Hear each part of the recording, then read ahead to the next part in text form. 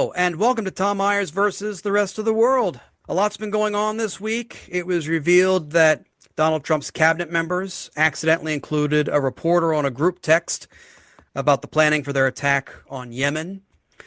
I was outraged by this, not because of the security concerns, but because the only group chats in which I'm accidentally included have links to malware designed as camgirl sites.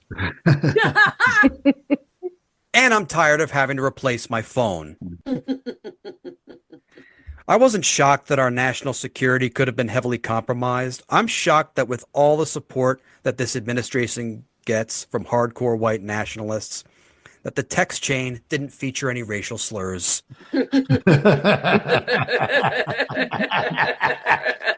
Other countries are now warning their citizens not to travel to the United States because of threats to their safety. And that's just the health risks of eating at Taco Bell. As medicated and heavily armed as this country is, I'm surprised they didn't issue this warning sooner. This is especially true when you consider that in my home city of Baltimore, we consider gunshots outside one's bedroom window a form of ASMR.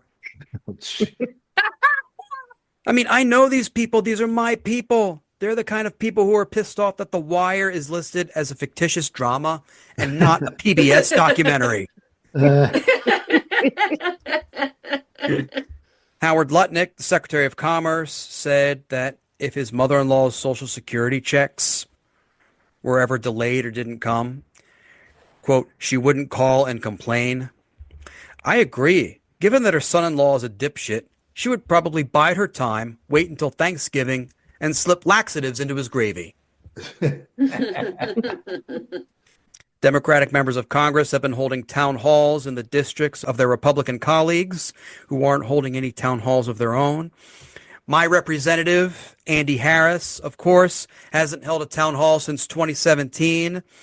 To be fair, though, he's been too busy spending his time back in the district, holed up in his basement, and sucking his thumb while cradling a Gadsden "Don't Tread on Me" flag like a security blanket. For legal reasons, I have to say that's not true, to the best of my knowledge. And now on with the show. Joining me to discuss this week's big topics are Jeff Hysen, Polite Kitty, and Valerie Paschall. Hey, Tom. Hey, Jeff, welcome back. Thank you. It's good to be here. It's good that baseball season's starting on Thursday, so we can enjoy something. That would be today, unless something fucks up in the editing. That's right. Which is a 50-50. Yeah, to be fair, yeah. Yeah, but it's exciting. Baseball's back, and a nice distraction from the mess, the disgusting things that are going on not far from me in Washington, D.C. That's right. That means my Cubs can start losing, and it'll matter. Yeah, it will. Well, Valerie, I have the Cubs winning the NL Central. I even said so on my other podcast today.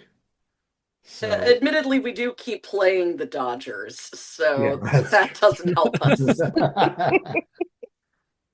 And I mean, I'm an Orioles fan. We have something called the American League East, which is usually that's a hindrance in and of itself. I see you grinning polite. Orioles are good. Seattle's good. So we all root for good teams here. Yankees, that's where we're at. Yankees this year. Enjoy Garrett Cole. Enjoy Garrett Cole this year.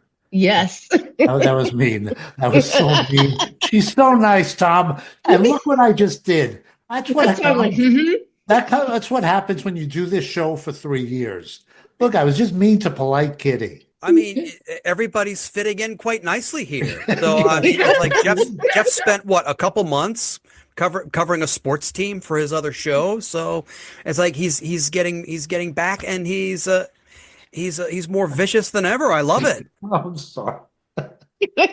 I'm back in the Tom Myers groove. Yes. For whatever that's worth. That's right. It is the American dream for someone to come over to this country to make a better life for themselves. It's also the desired aim and goal of Americans to improve things for their fellow countrymen. What we all hope for is for the generosity of a benevolent, wealthy benefactor to use his knowledge of making money to better humanity, not just for this country, but for the entire world. Unfortunately, all of these elements went completely haywire when got mixed together, and we got a shit stain called Elon Musk. You know he's completely evil when you see him jumping behind Donald Trump at one of his rallies, and your first thought is that he looks like a robotic Richard Simmons that short-circuited. No. Elon Musk's aim is to increase the efficiency of the government by getting rid of certain departments, which he says is the equivalent to getting rid of a weed. Unfortunately, his method of getting rid of weeds is asking all of us to, metaphorically speaking, of course, drink Roundup and pee on the weeds ourselves. There was a report that one of Musk's teenage Doge employees got into an altercation with a government employee while in the process of trying to access their databases. I call bullshit, as Elon Musk's handlers look like the closest they've ever come to getting into a fight is online verbal abuse over Call of Duty.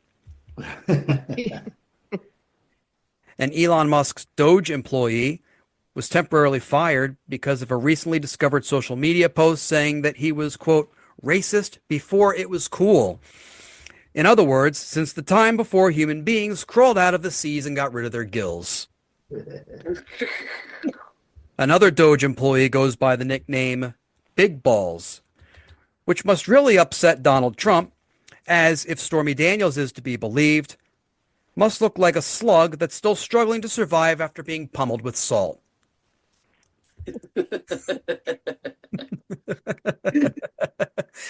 Enjoy your meals today, everybody. And joining us to go ahead and discuss Elon Musk and everything he's done with this country, please welcome back to the show our good friend Joe Gorman. Hey, what's going man. on, man? How you doing? Joe, welcome back to the show. So are you excited about Elon Musk and everything he's doing now, everything he wants to do? Tom, of course, man. I have been preparing for the end of times since 2020 at least. I have finally it's all of my COVID toilet paper is going to go to good use now. I know it. I just know it. All the toilet paper. Yeah, I mean, it's weird. It's like, it's almost as if like, I mean, Elon Musk he's clearly been sheltered. But he doesn't really understand how anything works. Like past his own world. And like he doesn't understand that these various arms of government have certain functions that they're supposed to do. Like if they operate correctly. I mean, of course, there's waste, fraud, and abuse in all of them, but just like a wholesale, complete decimation of them. I mean, thankfully the courts have been rolling back some of them, but I mean, it's downright scary that what he thinks he's able to get away with. Yeah, and I think one of the wildest things is like he has such like a diehard fan base with Trump supporters, and if you told a Trump supporter back in 2019 that an immigrant from South Africa would be coming into our country and talking to the president, controlling him, they'd flip the hell out, but here they are just bending over, enjoying it. Not a fan of that, man. The fact that Elon Musk has so much money and he can do literally anything, and he hasn't invested in a pill that will make your dog live to be as long as you, shows that he's an evil person. Because if I was a billionaire, that's the first thing I'm going to do. Make sure our pets can live as long as us, and then jetpacks. Everyone gets a jetpack. I'll be like Oprah. You get a jetpack. You get a jetpack. Everybody gets a jetpack. Nobody needs. You don't need to have that many commas in your bank account. You really don't. 1, 2 comma. I don't get out of control. To be fair, though, jetpacks would be a disaster in Maryland. We can barely handle cars. Yeah, you need that extra Z axis of travel. It's no longer X and Y, just all over. You have it, but I like my odds. I have to say, I feel validated that years ago, my biggest red flag talking to anybody at a bar was them starting the conversation with, let me talk to you about Elon Musk. He's a genius. Yeah, there was a You time just that people bought it. thought that. Yeah. Mhm. And there are still people who think he's a genius who don't understand the ramifications of what he's doing and the corruption that he is involved with. There is nothing positive that you can say. There's nothing that he's not tainting.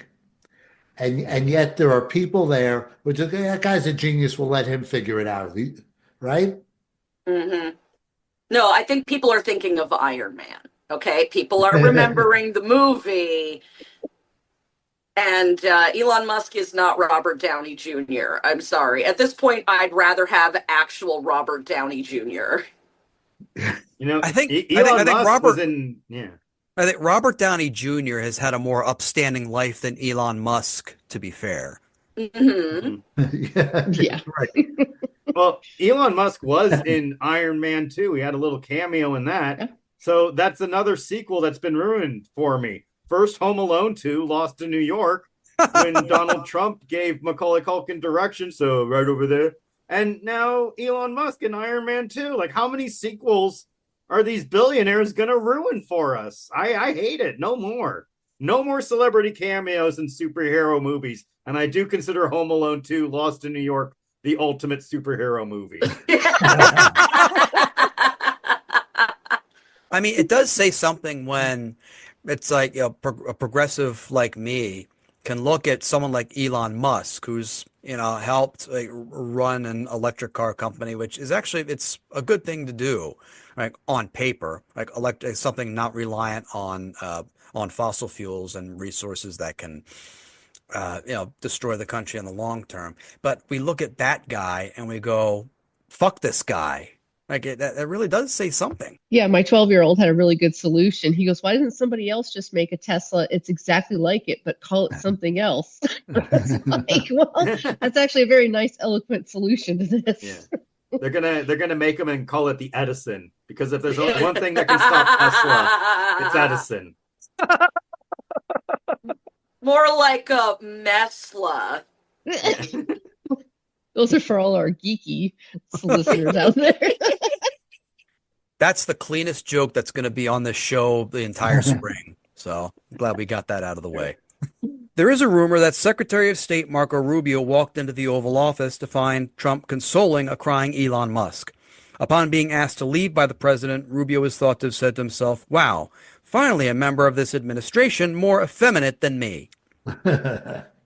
Elon Musk's disregard for Marco Rubio is as fitting as thinking ill a person of color harkens back to his apartheid childhood in South Africa.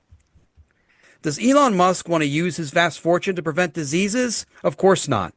There are many possible explanations as to why he sinks his money into frivolous ventures, but I think the simple reason is that he's a cocksucking piece of shit, as is evidenced.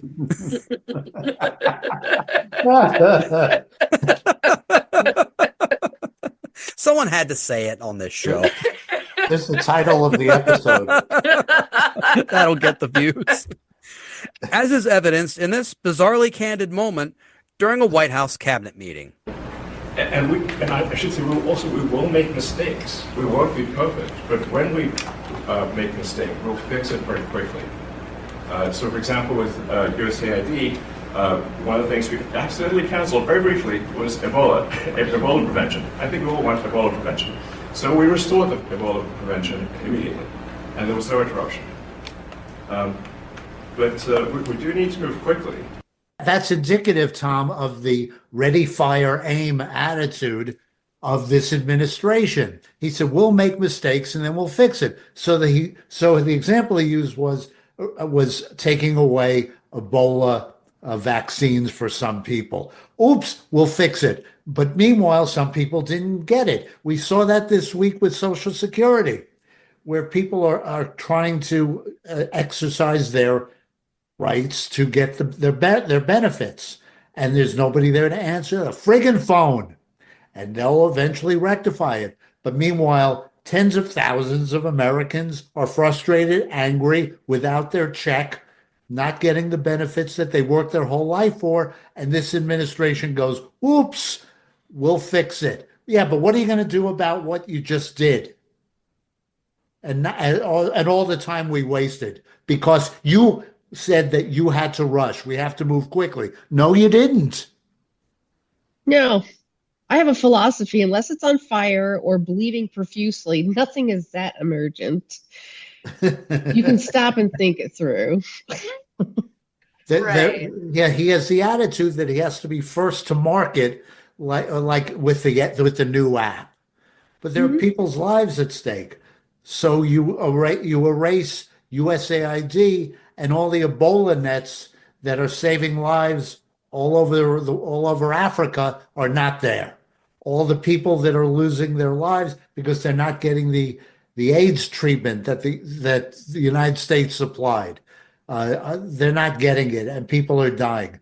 But we did it quickly. That meeting, he definitely had the air of, say, a comic who had just lost the room during like a very important corporate gig. Oops. Which I've nearly done, and you know, so I can kind of sort of relate, just not on the grand scale of like endangering an entire continent, pretty much. Yeah, but it's only Ebola. Whoops the daisy. I think we want to stop Ebola. Yeah, I think so. The Trump administration wants to make it a crime to damage a Tesla Cybertruck or a dealership. This comes after the news that Musk's detractors are spray painting "fuck Elon" on various Tesla cars and trucks. People are upset, but that little decoration and alteration makes me more likely to want to drive around in one. Having not quite gotten accustomed to being seen as a dolt, Elon Musk never learned to take failures in stride, as we can see in this awkward test of the safety of windows on a Tesla Cybertruck. Franz, could you try to break this glass, please?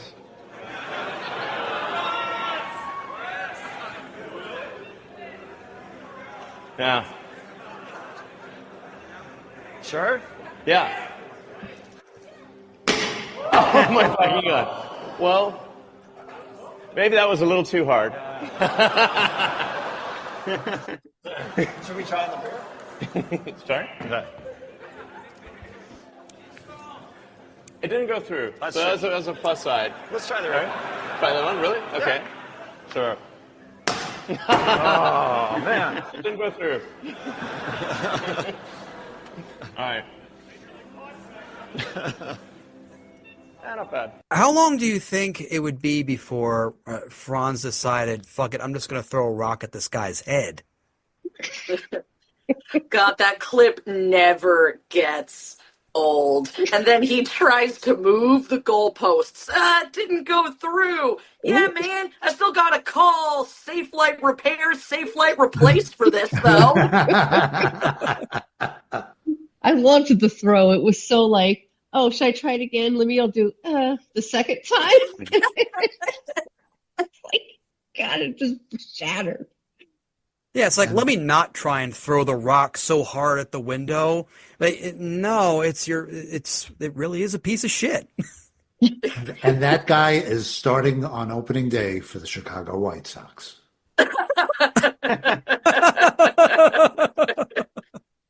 He should have course corrected and said, now try underhand and upwind.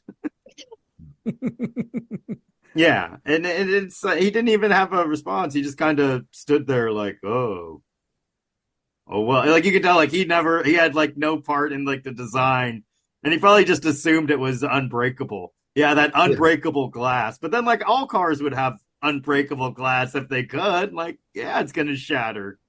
Yeah. If it was unbreakable, he would have immediately patented it and made it so no one could have unbreakable glass too. That's another thing we have to think about. That's true. Have you noticed his hand movements? In that clip, he's like this. This is nervous for him. But in other times, he's like this. He's got the Mr. Burns thing going on. The evil tented fingers. Yeah, so you could tell he was nervous in that clip. Mr. Burns has more humanity than Elon Musk. That's also true. Tesla vehicles have been known to malfunction and catch fire. I'm not sure which will be louder. The sound of a Tesla owner screaming as he tries to escape the burning wreckage of the Volkswagen of the 2020s, or my shrieking laughter at the prospect. The Volkswagen of the 2020. Dealerships are also coming under proverbial fire, as we can see in this video shared by an activist. Musk wants us to show the true colours of Tesla, so we thought, do a bit of a revamp. What do you think it is? Every educated people know this. This one is Nazi, Hitler. It's interesting, our Tesla sales have been going down a little bit, but I don't know why. I'm offended by that image. So Musk says it's a Roman salute, so why are you offended? He's going to get in trouble for this. You haven't got his permission, so fuck off. If I see that online, I will be suing you.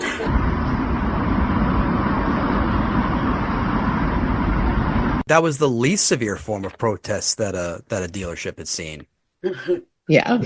Did everybody hear what Trump said about this, though? He said that this is worse than the January 6th attack. He did. Yeah. He calls January 6th a day of love. Yeah. Well, it makes sense that that's what he thinks love is. Yeah, I know in Seattle here, they've been really violent at the Tesla dealerships. I mean, there's been protests, but yeah, there's people here that have set them on fire. Yeah. In New York, I used to never see Teslas, and now, if anything, I'm seeing multiple protest Teslas coming out. Can you imagine just spending $250,000 on a protest vehicle? Just it's insane. And then some people try to circumvent it. It's I bought this before I knew he was a Nazi. It's but now you know. And I know you got to take your kids to school, but you can take your kids to school in a other vehicle as well. It's not that hard. Exchange a Tesla and get 2 regular cars. Yeah. If you can afford a Tesla, you can afford to switch it out. Yeah. And what do you know? A bicycle's less likely to catch fire. Right. You can do it, and you can do what Sheryl Crow did. She sold it and donated the money to a good charity. Elon Musk does not have a close relationship with his kids, all of whom recognize this and think, thank God. Musk's obsession with not wanting to acknowledge trans rights may have something to do with the fact that in the movie Mrs. Doubtfire, after Robin Williams' wife throws him out of the house, he dresses like a woman, and the result was he got closer to his kids. Thus, Elon Musk's worst nightmare. The only people in Elon Musk's family who relate to the average American are his kids, as everyone has looked at their parent at one point and thought, God, what a fucking dork. Elon Musk's youngest son is named X. It's fitting, as much like the social media platform of the same name, Elon has likely inundated him with the N-word. Personally, I'm rooting for young X to go so psychotic that he snaps and kills his entire family in their sleep. The only drawback is that my credit score would take a hit after my desire to express my gratitude to him for saving the planet, taking out the loan to pay his legal fees. There is hope for Elon Musk's kid, as he tells Trump exactly what the collective rest of the country thinks in this clip. Prices from one year to the next are the same, and they're I mean, that's pretty much the dream of I think everybody, even all of us on this panel, to just tell a chief executive to be quiet. So mad props to the little guy. And I want to do it exactly how he did it. Shut your mouth. He's a bad mother. Shut your mouth. Shut your mouth. Stop ruining the country. Yeah. My real name is Twitter. So we have to discuss the other thing that he said to him after that, yes. which was, you are not the president. What? Yeah, X whispered to Trump, you're not the president. Mm-hmm. Yep. Which is definitely a thing he's heard daddy say before. Yeah. That should be the news, is right there, because he doesn't know to say that unless daddy said it. Daddy, more than 50% of the country. I think he's kind of heard that. Yeah. at various points throughout the past, decade, give or take. Does X have a X account? Is he on X? Yeah. Can we start trolling that? It would probably make more sense than about 50% of what's left. Yeah, probably. This I'm is not on Imagine, yeah. Did you see that? And clip? that kid is like, imagine having like a name X, and that's not the reason people are bullying you. Like that's the wildest thing about all of it. But I mean, it's like for now anyway, I think like this kid's an absolute legend just for doing that. And it's not like Trump could actually control anything. It's not like he had any control over. I mean, Elon Musk, we seem to forget, is his biggest donor. So it's like, if he's going to have a kid come in and just be an absolute brat to him, it's like he can't really do anything about it. Right, because you know that Musk, every time there's a vote, is calling up the congressman, any congressman who's trying to show some modicum of common sense and might vote against something. Musk's saying, I'm just going to give $1 million to somebody to primary you. He's doing that all the time. So what? So Trump's going to let him walk around without a tie in the Oval Office, show up at cabinet meetings, and Trump's going to babysit his kid X. Oh God, I know. And he's always there now too. Even when they did the commercial on the lawn out, Yeah. just running around. Yeah. And on that note, that's our show. I want to thank Jeff Hysen, Polite Kitty, Valerie Paschall, and Joe Gorman. Thank you, Tom. Thanks so much, Tom.